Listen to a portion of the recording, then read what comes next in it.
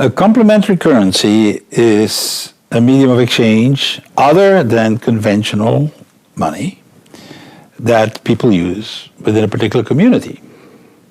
So there's a wide variety of such complementary currencies. The oldest ones, and already 40 years old, are what I call loyalty currencies. For example, the frequent flyer miles of the airlines, which started 40 years ago, provide a motivation to change behavior, i.e. take the same airline. And today every supermarket has it too, return to the same shop. These commercial currencies are useful for the airline or for the other shops that use loyalty currencies, but they don't really do anything for society.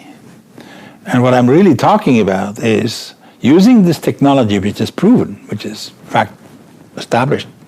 40 years is enough time. A technology that is characteristic of the information age, but apply them for things that do make a difference. Changing behavior towards the environment, changing behavior to other people, changing behavior in social settings, motivating people to do things that they wouldn't do spontaneously. And there's a long list of things that this could apply to. And what it's needed, we need to change behavior in a very, very large scale, rather quickly. And the alternative is basically a regulation or force, prohibiting people to do things, obliging people to do things. With a currency, you can make it attractive. It's the pull, as opposed to a push. And that's a lot more powerful and a lot more effective. The big advantage of complementary currencies is you choose your objectives and you can design the currency that specifically motivates and changes behaviors in the direction that you're trying to motivate. If you want to motivate people around the world, having a complementary currency that specifically aims these behavior patterns is exportable anywhere in the world. And you can actually bring everybody on board. The difference between the past and today is this. There are more people on the planet having mobile phones than bank accounts, by far.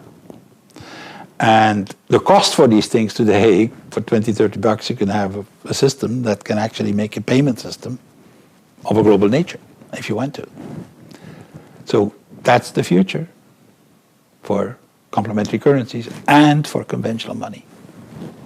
With the information age, we can now design much cheaper and much more universal payment systems that will have multiple currencies than we could ever do before.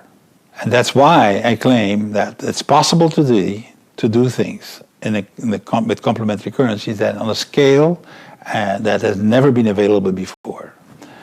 That's fortunate because we will need it on a scale that was never made the same way in the past as well.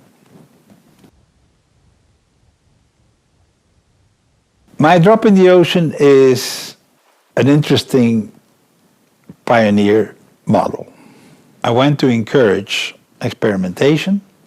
I want to encourage improvements. I want to encourage diversity. And my drop in the ocean is part of that. And it's part of it in a specific field where there's not a hell of a lot of interesting things happening otherwise. We also need to actually start doing work on the mainstream economy with businesses and the relationship between businesses and citizens and consumers. And that is what my drop in the ocean is tackling.